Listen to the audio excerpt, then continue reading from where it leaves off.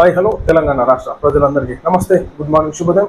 ఈరోజు మన ప్రజావాణి తెలుగు దిన పత్రికలోని మెయిన్ ప్యాక్స్ అండ్ వార్తా విశేషాలు ఎట్లా ఉంచుదాం. సో దయచేసి వ్యూవర్స్ అందరూ వీడియోని లైక్ చేసి ఛానల్ని సబ్స్క్రైబ్ చేసి వీడియోని సోషల్ మీడియా గ్రూప్స్లో షేర్ చేయవలసిందిగా కోరుతున్నాం. వార్తా వివరాల్లోకి వెళ్దాం. రాజీవ్ను ఎన్నటికీ మరవలేం. 18 ఏళ్ల యువతకు ఓటు హక్కు కల్పించారు. ఆర్థిక సంస్కరణలతో బలమైన దేశంగా మార్చారు. ఆర్థిక సాంకేతిక యువజన సాధికారత రంగాల్లో కృషి. అంబేద్కర్ సచివాలయం వద్ద ఘనంగా రాజీవ్ వర్ధంతి. ఉద్వేగంగా ప్రసంగించిన సీఎం రేవంత్ రెడ్డి అన్నట్టు మనం ఇక్కడ చూసుకోవచ్చు. ఏదైతే రాజీవ్ది మరి జరిగినటువంటి ఆ కార్యక్రమంలో రేవంత్ రెడ్డి గారు ప్రసంగించడం జరిగింది. సో దాంట్లో భాగంగా కూడా ఈనాడు దేశ యువతను ఈనాడు ఓటు హక్కు కల్పించింది ఈనాడు రాజీవ్ గాంధీ గారు అని చెప్పేసి రేవంత్ రెడ్డి గారు అంటున్నారు. సో ఈనాడు 18 ఏళ్లకు వచ్చినప్పుడు ఓటు హక్కు ఖచ్చితంగా ఈనాడు యువత వినియోగించుకోవాలి. సో ఈనాడు అంబేద్కర్ గారు తీసుకొచ్చినటువంటి ఆ యొక్క ఏదైతే ఓటు హక్కుని ఈనాడు రేవంత్ రెడ్డి గారు రాజీవ్ గాంధీ గారు 18 ఏళ్ల వయసుల వాళ్ళకు ఓటు హక్కును కల్పించారు అన్నారు. సో మరి దీంట్లో నిజమెంతో అబద్ధం ఎంతుందో వాస్తవం ఎంతుందో ఇక ప్రజలకే ఎరుకుండాలి. ఈనాడు ప్రజలకు ఓటు హక్కు రావాలని చెప్పేసి అంబేద్కర్ గారు తీసుకొచ్చినారు. ఎందుకంటే right to choose for the politician for the right ruling అన్నట్టు ఆనాడు అంబేద్కర్ గారు ఆలోచించి ఆ ఆలోచన విధానాలతోనే ఆ ఓటు హక్కును కల్పించడం జరిగింది. అప్పుడు అగ్రవర్ణాలకు మాత్రమే ఉండేది, కానీ తర్వాత ప్రతి ఒక్కరికి ఓటు హక్కును ఉండాలని చెప్పేసి అంబేద్కర్ గారు నిర్ణయించడం జరిగింది. సో ఈనాడు ఏదైతే రాజీవ్ గాంధీ గారి వర్ధంతి సందర్భంగా ఈనాడు సెక్రటేరియట్ దగ్గర రేవంత్ రెడ్డి గారు మాట్లాడిన మాటలు. ఇంకోటి ఏంటంటే రాహుల్ గాంధీ గారికి కూడా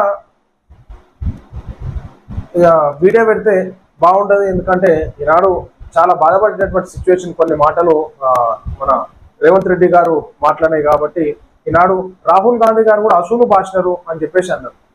సో ఒక ముఖ్యమంత్రి స్థాయిలో ఉండి ఈనాడు అనాలోచితంగా మాట్లాడితే కార్యకర్తలు పార్టీ నాయకులు బాధపడేటటువంటి సందర్భాలు ఉంటాయి. కాబట్టి రేవంత్ రెడ్డి గారు ఏదైనా మాట్లాడేటప్పుడు ఆచితూచి మాట్లాడితే బాగుంటుంది. ఈ మధ్య కూడా మనం చూసినాము, ఈనాడు ఉత్తమ్ కుమార్ గారు ముఖ్యమంత్రి అయితే మళ్ళీ పనులు కొనసాగుతాయి, గతంలో ముఖ్యమంత్రిగా ఉండే అని చెప్పేసి అన్న బాబు. బట్టి విక్రమార్క గారు ముఖ్యమంత్రి ఎప్పుడయ్యారో ఎప్పుడైతారో మరి మాకు కూడా అర్థమవుతుంది. భారతరత్న మాజీ ప్రధాని రాజీవ్ గాంధీ వర్ధంతి సందర్భంగా సెక్రటేరియట్ ఎదురుగా ఆయన విగ్రహానికి పుష్పాంజలి ఘటించారు ముఖ్యమంత్రి రేవంత్ రెడ్డి అన్నట్టుగా మనం ఇక్కడ చూసుకోవచ్చు. నిన్న జరిగినటువంటి కార్యక్రమాలు తొలి 9000 HP లోకోమోటివ్ ఇంజన్ జాతికి అంకితం చేయనున్న మోడీ. ప్రధానమంత్రి నరేంద్ర మోడీ ఆపరేషన్ సింధూర్ అనంతరం తొలిసారి తన స్వరాష్ట్రమైన గుజరాత్ లో పర్యటించనున్నారు. మే 26, 27 తేదీల్లో దాహోద్, కచ్, గాంధీనగర్ జిల్లాలో వివిధ కార్యక్రమాల్లో పాల్గొంటారు. కచ్ జిల్లాలో భుజ్లోని మిర్జాపూర్ రోడ్లో ఏర్పాటు చేసే బహిరంగ సభలో ప్రసంగించి అనంతరం ఆయన ప్రఖ్యాత మాత ఆశాపుర టెంపుల్ ను దర్శిస్తారన్నట్టు చూసుకోవచ్చు. ఏదైతే మరి ఈనాడు ఆపరేషన్ సింధూర్ తర్వాత తొలిసారిగా ఉన్నటువంటి గుజరాత్ కి నరేంద్ర మోడీ గారు వెళ్ళనున్నారు. ఉగ్రవాద నిర్మూలనే మోడీ సర్కార్ ధ్యేయం. పెహల్గాం ఘటన తర్వాత దేశ ప్రజల్లో చాలా మార్పు. యుద్ధంలో పాల్గొనేందుకు సిద్ధంగా ఉన్న ప్రజలు. ఉగ్రవాద శిబిరాల ధ్వంసం ప్రపంచానికి తెలిసిన దేశ సైనిక సత్తా. కేంద్ర మంత్రి బండి సంజయ్ గారు మరి నాడు పిల్లలతో అక్కడ కార్యక్రమాలు చేయడం జరిగింది. అదేవిధంగా ఉన్నటువంటి ఉగ్రవాదాన్ని సమూలంగా నిర్మూలించడమే నరేంద్ర మోడీ నాయకత్వంలోని అని చెప్పేసి బండి సంజయ్ గారు చెప్పడం జరుగుతుంది. సో ఈనాడు ఎంతో మంది ఆర్మీలో జాయిన్ అవ్వడానికి కూడా ఇంట్రెస్ట్ చూపిస్తా ఉన్నారు. ఎందుకంటే ఇండియన్ సోల్జర్స్ ఈనాడు పహల్గామ్ లో జరిగినటువంటి ఘటనకి ఏ విధంగా ధైర్య సాహసాలతో ముందుకెళ్లి పాకిస్తాన్కి బుద్ధి చెప్పినారో, సో అదే విధంగా యువత కూడా ఆర్మీలోకి చేయడానికి చాలా మంది సిద్ధంగా ఉన్నారు భారతదేశాన్ని కాపాడడానికి.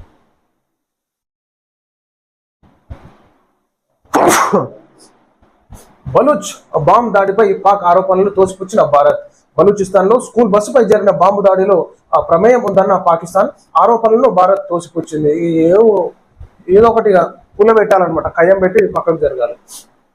Rahul Gandhi emotional tweet.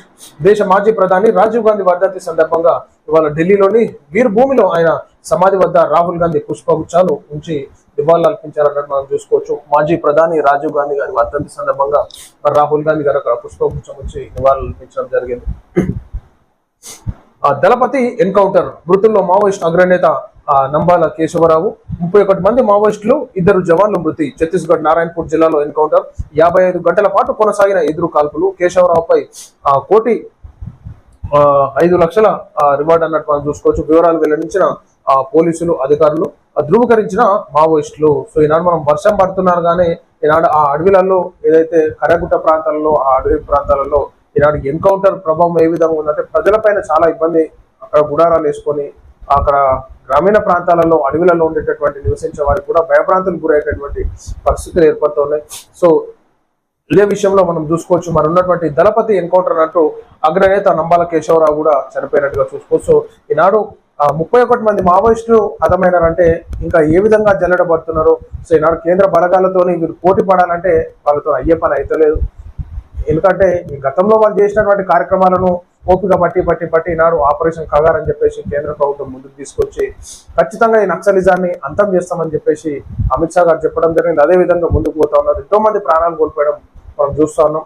So ఇప్పటికైనా కేంద్ర ప్రభుత్వం శాంతించదా? సో ఎంతో మంది చర్చలు జరుపుదామన్నా కానీ సిద్ధంగా లేనటువంటి పరిస్థితి. కమిషన్లు నోటీసుల పేరుతో ఆ కుట్రలు.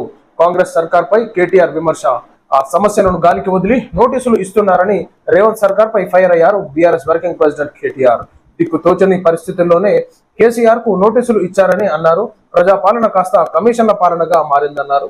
ప్రజాపాలన కమిషన్ల పాలన కాదు, ప్రజాపాలన ప్రజలను ఎత్తుకొట్టుకున్నట్టు అయింది. ఈనాడు ఎందుకు తెచ్చుకున్నాం ఈ పరిపాలన అని చెప్పేసి ప్రజలు అంటున్నారు.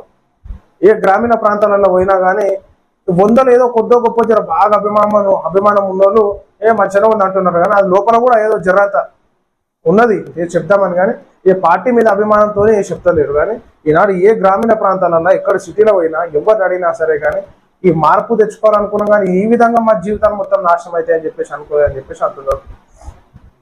ఏం పరిపాలన, ఏం డెవలప్మెంట్, ఇది ఏం అప్పులు, ఏం పరిస్థితి, తెలంగాణ రాష్ట్రం మొత్తం ఆగమైంది అన్నట్టు చెప్తున్నారు కథలు. ఇట్లుంది తెలంగాణ రాష్ట్రంలో పరిసరాలు. ఇది ప్రజలారా మనం చూస్తూ ఉన్నాం.